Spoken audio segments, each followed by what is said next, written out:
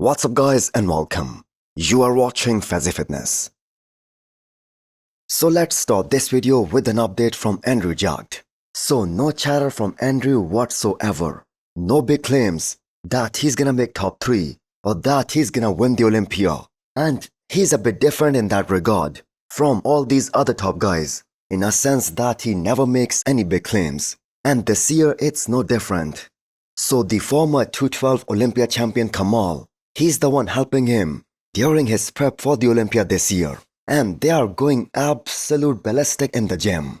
So since 2023, this is the first time Andrew did not pair up with Chris Lewis aka Psycho Fitness. So we shall see how this plays out. So in terms of development and bringing up weak body parts, Andrew actually did very good at this year's Arnold, Ohio. The side shots were improved a lot, and so were the back shots, especially up top.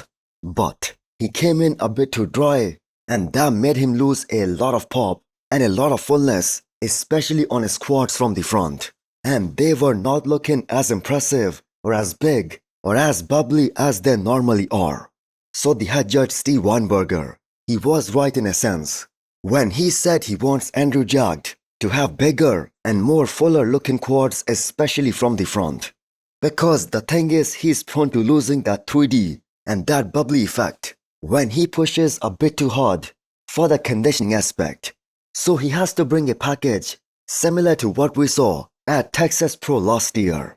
So this guy has got everything, and that is why he is one of the most dangerous athletes in that first Olympia call-out.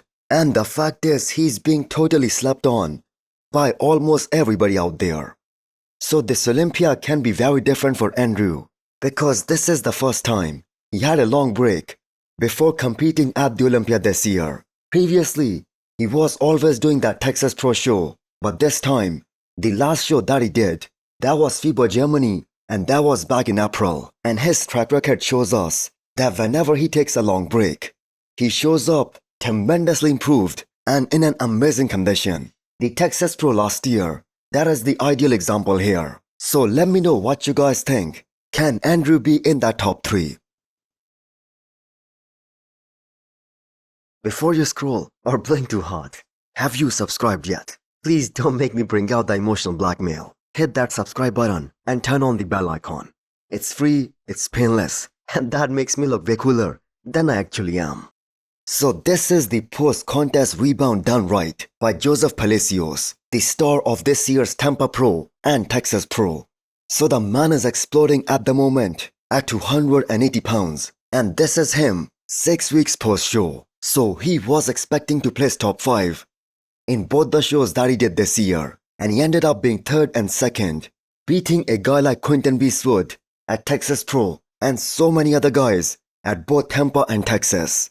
So now there is no doubt in his mind that next year he's coming for his first pro win and he's going to be on the Olympia stage next year. Now this may be an underrated opinion, but Joseph not only had the best back in both the shows that he did, he also had the best side shots. And for a young guy who turned pro just a couple of years back, that's a lot of dense looking muscle and a lot of maturity on that frame.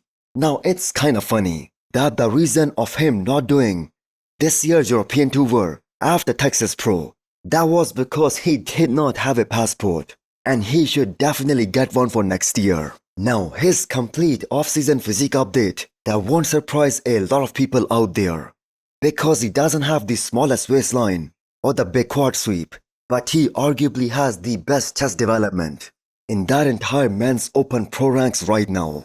Not to mention the back that rivals the likes of the Mutant and Derek Lunsford. So his entire focus for this offseason, that is on adding more volume and more size, especially on his quads, because if he's able to do that, that's going to change the entire flow of his physique, especially in those front shots, and that is going to help him hide that waistline too.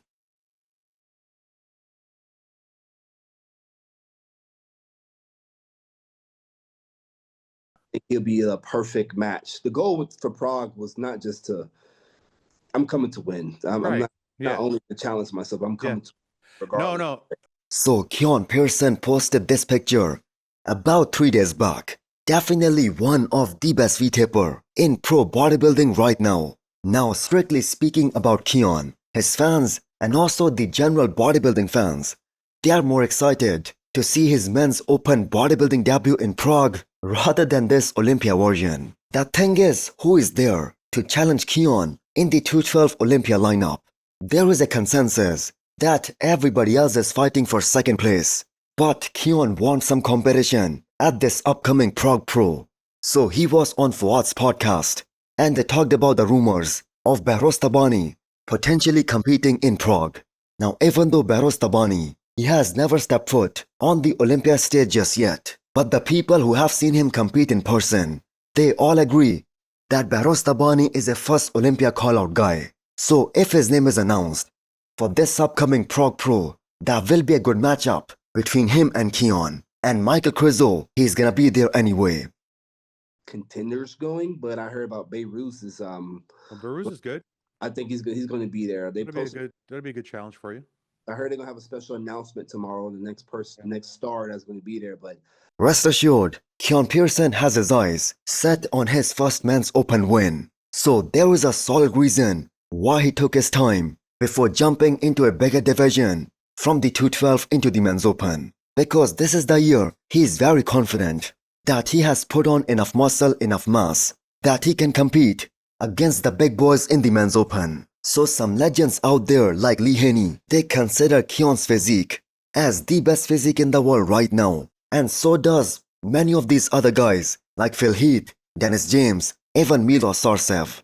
So I think Keone is gonna attract a lot of crowd at this upcoming Prague Pro. And although Keone's current stance is that he's gonna go back to the 212 for next year too, but I do believe it's gonna come down to how he looks in Prague. Because if he performs very well, then the switch to the men's open, that is imminent. Next up, we have an update from Mike Sommerfeld. Mind-blowing condition with a little over 3 weeks to go to get even better and to bring out more detail and more separation. So Mike and his coach Neil Hill, they are trying to get ready early. So Mike has put on a lot of size during this offseason too. And same was the case last year too. So with over 12 pounds to drop to make the weight cutoff, I do not think that is going to be a problem. But he's gonna have to push harder than last time to make the weight. So this will be the biggest and the most muscular version of Mike to step on the stage ever. Now in terms of muscularity, Mike beats everyone in that classic physique lineup anyway. So back in the day, the late George Peterson, may he rest in peace, he was also the most heavily muscle guy between Chris Bumstead and Breon.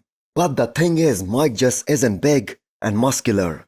He has an unbelievable shape, a very impressive V-taper, amazing quad sweep, one of the craziest X-frame in that entire classic lineup. So he's the favorite to win his first classic Olympia title this year. Previously, only Breon Ansley had the record of winning the Arnold as well as the Olympia, and that was back in 2018. And Mike is on his way to equal that record. So the man is literally fat-free at the moment in this recent update. So if he had more cushion, he can definitely come in 5 to 7 pounds heavier. So this guy loves to compete, and the fans will really appreciate if he decides to make his men's open debut at this year's Prague Pro just for fun and to go up against a guy like Keone. That will be such a big honor.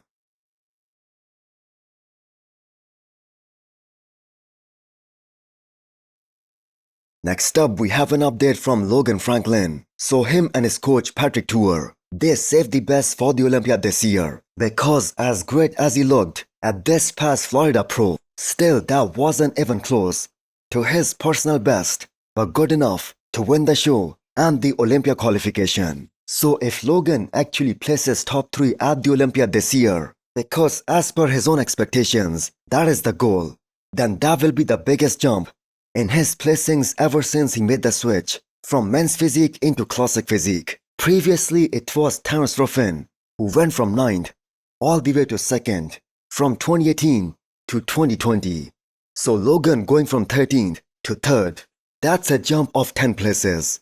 Now I'm not saying it cannot happen, but it has been unprecedented, at least as of right now. So Logan finally maxed out in terms of his weight cap at this year's Florida Pro, because for the very first time in his pro career, he had to push hard to make the weight cutoff. So I for one cannot wait to see his Arnold Ohio conditioning onto this year's Olympia stage, but at the same time, a bigger and a more muscular physique.